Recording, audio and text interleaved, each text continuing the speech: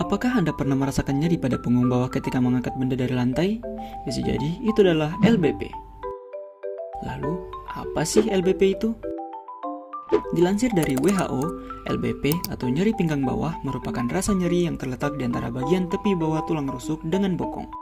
Biasanya, nyerinya dapat disertai dengan nyeri salah satu ataupun kedua kaki serta dapat berkaitan dengan gejala neurologis yang terletak di ekstremitas inferior.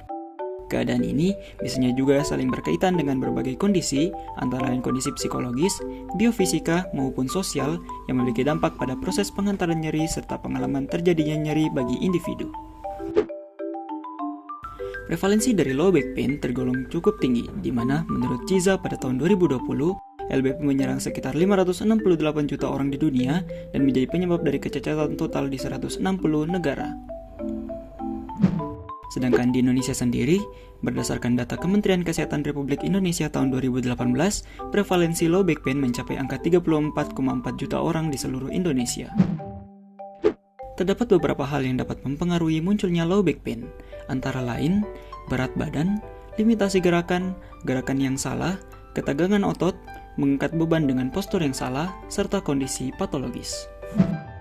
Berdasarkan waktu terjadinya nyeri, LBP terbagi menjadi 3 subtipe, yaitu nyeri punggung bawah akut, yaitu nyeri yang berlangsung kurang dari 6 minggu, nyeri punggung bawah subakut, yaitu nyeri yang berlangsung antara 6 hingga 12 minggu, dan nyeri punggung bawah kronis, yaitu nyeri yang berlangsung lebih dari 12 minggu.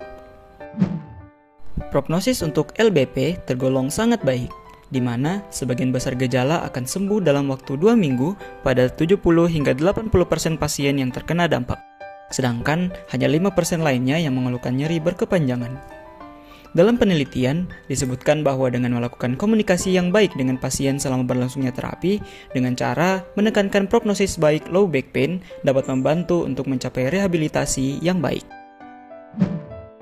Pada umumnya, gejala yang timbul pada penderita LBP yaitu terjadinya spasme otot disertai nyeri di daerah punggung bawah, baik menjalar maupun tidak. Sedangkan pada pasien dengan radikulopati biasanya merasakan kelemahan, penurunan sensasi atau berkurangnya kemampuan motorik. Pasien dengan radikulopati lebih terpengaruh dan memiliki prognosis lebih buruk dibandingkan dengan mereka yang hanya mengeluh nyeri pinggang. Berikut merupakan diagnosis banding dari LBP.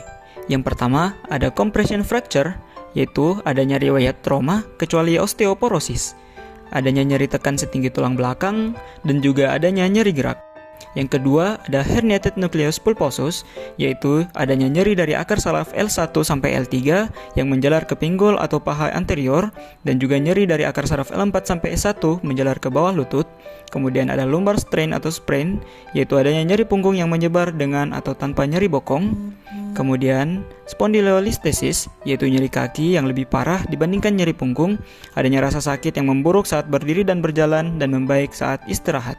Dan yang terakhir ada spondylosis, yaitu di mana nyeri diskus seringkali memburuk dengan aktivitas fleksi atau duduk, sedangkan nyeri faset sering memburuk dengan aktivitas ekstensi seperti berdiri atau berjalan.